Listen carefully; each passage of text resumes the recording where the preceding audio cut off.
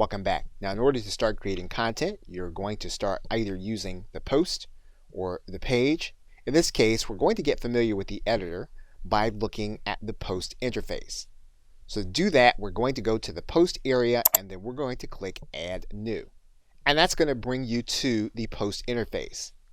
Now you'll note that the post interface is going to look very similar to the pages interface.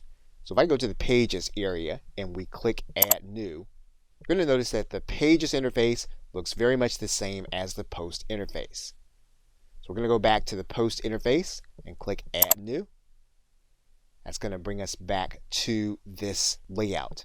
Now, if you're already familiar with WordPress, you're going to notice the right-hand side panel is very familiar to those activities that you used to be engaged in. Creating categories, creating tags, having a featured image, having control over discussion, as well as being able to create an excerpt. Now, what's new to the interface is going to be the elements of a particular block. For example, if you'll notice that if we click inside of this first block, this area will then allow you to customize this block or area for content creation. And so every block, as well as every kind of block, is going to have its own set of elements. You'll see that this one, we can change the color settings, and we can also add in additional coding. Also in this layout, you're going to notice a gear at the top, and we can click the settings button. And the settings button allows you to control whether or not you're going to see this panel where you have these document elements as well as block elements. You'll also see on the right side that there are more tools and options, and you'll see that with these three buttons. If you click those three buttons, you're going to have even more control over the view.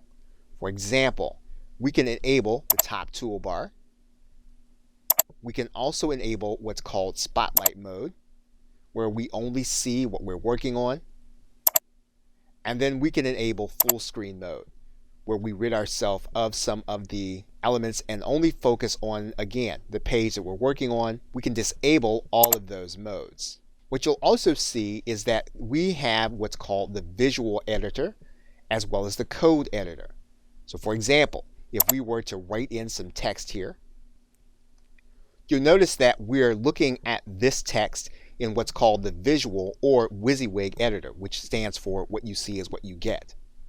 We can also look at this same text as it'll appear on our site with the code editor. This will allow us to see the actual HTML behind what we've written into our block. We can decide then to toggle back to the visual editor and then again use the what you see is what you get interface. We also have tools that are based on how we use the blocks. So for example, we can do what's called manage all reusable blocks. We can use certain keyboard shortcuts. In this case, if we were to open up those keyboard shortcuts, we can then use them as we work through our editor. And this is something that you may want to keep as a reference on another page. We can also make a copy of all of our content so that we can paste it. So now that I've clicked the copy button, if I were to go to a notepad file, all I would need to do then is go to that notepad file and then paste the content that I just posted. And you'll see it there in HTML code. Now we're going to stop the video right here and we're going to pick up looking at the editor layout in another video. Okay, so with that, thanks, and I'll see you in that next video.